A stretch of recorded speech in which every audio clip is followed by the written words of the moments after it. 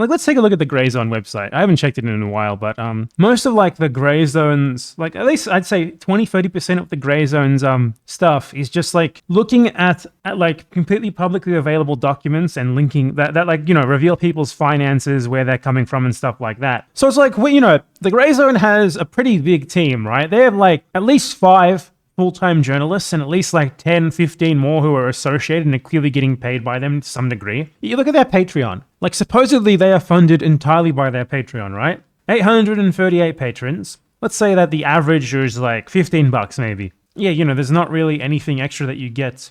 You get the newsletter already and the updates already at 10. So most people are probably going to donate 10. So $12,570 per month, right? Split between 5 full-time journalists, $2,500 fucking dollars a month, okay? Per journalist. No. Okay, these guys, like fucking Max Blumenthal is a fucking yuppie living in a New York City apartment. This isn't even enough to fund the travel that they do, to fund their expenses, the expenses of the actual business, let alone pay anyone who works for them an actual salary, right? So the question is, like, you know, even if we raise it, let's say every single fucking person is paying them $25, which is an extremely high average for a Patreon, right? Especially considering all you get is a fucking mug. $21,000 a month. That's still not even enough to pay 5 full-time journalists living in the US, let alone everything else that they fucking do, right? So where exactly? You know, they travel a lot. Not a lot, but, you know, they travel fairly often. They do some sort of on-site stories and stuff like that fairly often. They hire editors and stuff. They have like 10, 15 regular contributors who are not full-time employees, who they're obviously paying in some capacity. They have operating costs. So obviously none of this is nowhere near enough to pay for that, right? I would guess their expenses, monthly expenses, probably more in the realm of 100,000 total, at least. Especially knowing that, you know, most of their journalists are like, you know, New York penthouse apartment living yuppies, like Max Blumenthal, Ben Norton, etc. So it's like, where is the money coming from, right? Where's the money coming from? Obviously, it's coming from somewhere. They have some sort of source of funding, right?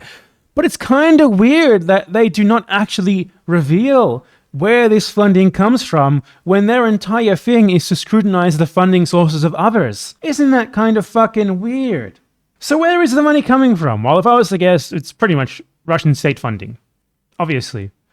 Russian state funding, maybe a little bit of Syrian state funding. I don't think they get any Chinese state funding, but definitely Russian state, undoubtedly. But, you know, of course we can't say this 100% confirmed because they don't release their funding. The only way for us to find out is if something leaks or if they release their funding. The first one might happen. It's surprising that it hasn't happened honestly already. And the second one is never going to happen. So, you know, their entire thing is scrutinizing the funding of others, right? Like, look, like the Ecuador elections. And they were like saying, oh, this guy is funded by this thing. This other guy is funded by this other thing. So like, an EU member state funding this guy's activism, for example, with support from the European Union and billionaire-funded NGOs, PIC turned her deportation case into a scandal, blah, blah, blah, right? So, see, like, this article basically calls out the fact this person is being funded by anti-Korea organizations, you know, which could absolutely be a valid criticism. What I'm saying here is not that the criticism is wrong and that it's wrong to point this out.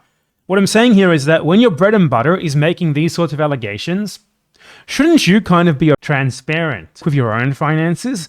Shouldn't you kind of scrutinize yourself in the same way, or at least open yourself up to this same sort of scrutiny? But they don't, do they? So it's very interesting. So my question would be, who funds the Grayzone? And I would like to challenge the Grayzone. That's all well and good that they called this out.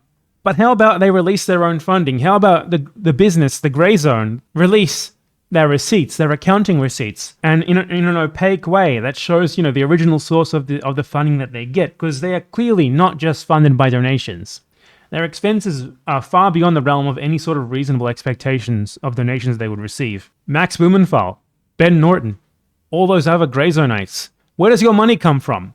Who's paying you? And where does the money that you're being paid itself come from? Since you're putting all these other entities under scrutiny, I want to see where yours is coming from. Why is it that you happen to support the Russian state on absolutely every single geopolitical position that they hold? Is it because you're funded by the Russian state?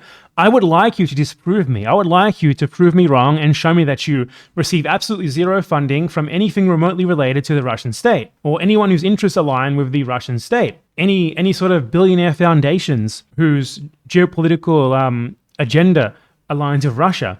Because it sure fucking seems like it's very likely that you are funded by Russia in some capacity. So, show us. I challenge you to reveal your sources of funding, to allow us to scrutinize your funding in the same way that you scrutinize the funding of everyone else. So yeah, get back to me, boys. Because the Grayzone literally never says anything even remotely inconvenient for the Russian state, the Chinese state, and the Syrian state, Venezuela, any of those other places. So yeah, I'm very interested in them being as transparent as others who they deride are. Very interested. I would love to see where their funding comes from. There's plenty of reason to believe that there was something that happened because there was this event that Ben Norton and Max Blumenthal attended.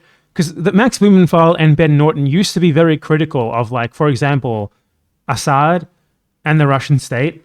And then all of a sudden they attended this event in Russia which had lots of big players linked to the Kremlin there.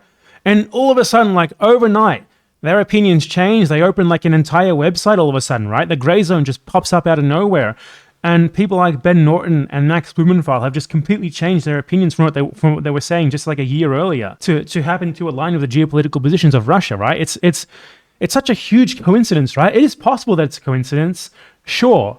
But I would like proof that it's a coincidence. I would like proof that they have not received funding from Russia or Syria, etc., to show us that this is just a coincidence and their opinions did just sort of genuinely change, so to speak. Why not show us? Why not allow us that level of scrutiny that they demand, that they sort of use on others? And yeah, it's funny that they're called the Grayzone when they're literally it's just Russia. They don't exclusively sort of say Russia good, but it's obviously implied because every single thing that, any sort of negative story about Russia that they think they can debunk, they try to debunk. Any sort of negative thing about a Russian geopolitical opponent that they think they can report on, they report on. So that's basically how they operate. And I say Russia, I don't think they're funded by China. I don't think that China funds foreign outlets like this. I think China likes to run things themselves. They have tons of state media that they run themselves. Rather than funding a group of foreigners to do propaganda for them, they just created the CGTN network. So I think I don't think they receive Chinese state funding. I think that they are obviously aligned with what the Chinese state wants because most of the stuff that is convenient for China is also convenient for Russia.